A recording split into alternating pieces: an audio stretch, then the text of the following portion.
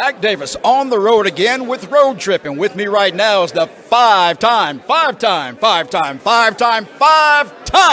WCW champion, Booker T. How are you? Man, it's awesome, man, being here at the International Wrestling Hall of Fame. I'm humble. I'm just so humble to be here because, something like this, it keeps people like myself around forever, and that's something I never imagined or dreamt in a million years. Somebody thinking about a kid from South Park, Texas, all around the world here in Albany, New York.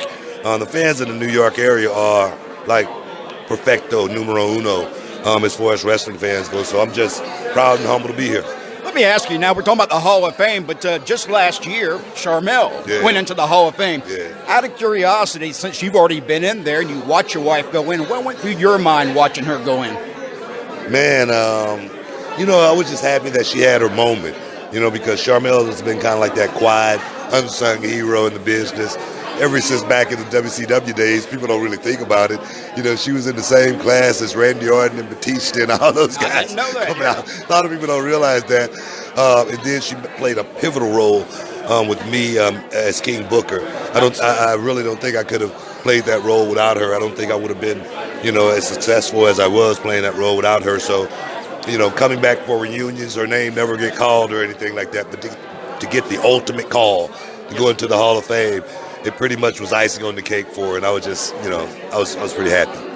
There's a lot of things that you do, and you do a lot of things right now. You're here for a cause, actually. Can you tell us about that? Yeah, man, wrestling for the Innocence Project.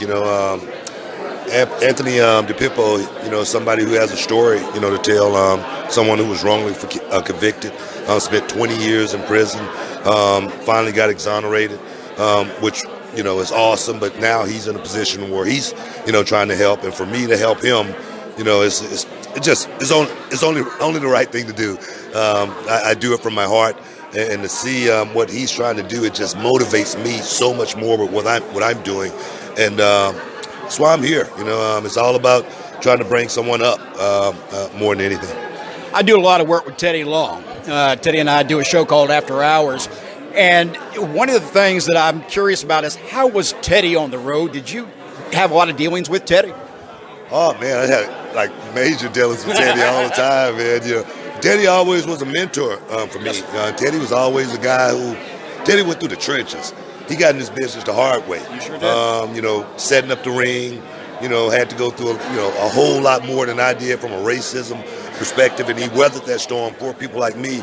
And to sit under the learning tree of Teddy Long for all of these years, he may not have known I was studying the whole time, and taking it all in.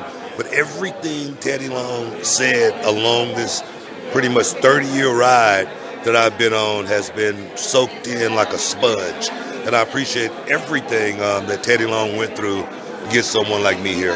Yeah, Teddy is a mentor of mine, has been for a couple years now. I've been working with him even in Texas, which I know you're down. What part of Texas are you actually in? I'm in Houston. Yeah. Houston. Mm-hmm. We do a lot of things right out of the Dallas area, and Rodney Mack with San Antonio. So a lot of great wrestling down in Texas. Reality of Wrestling, how do people find you?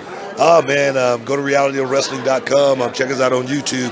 Become a part of our 600+ K followers, our subscribers actually on YouTube. We're trying to get to 1 million. Trying to become the biggest independent wrestling promotion anyone has ever seen out there. And we're always looking for talent. We're always looking for students. Of course, you can find me at Booker T5X on Twitter and Instagram also. So I'm out there, always available when I'm available. Booker, I appreciate it very much, brother. Thanks, sir.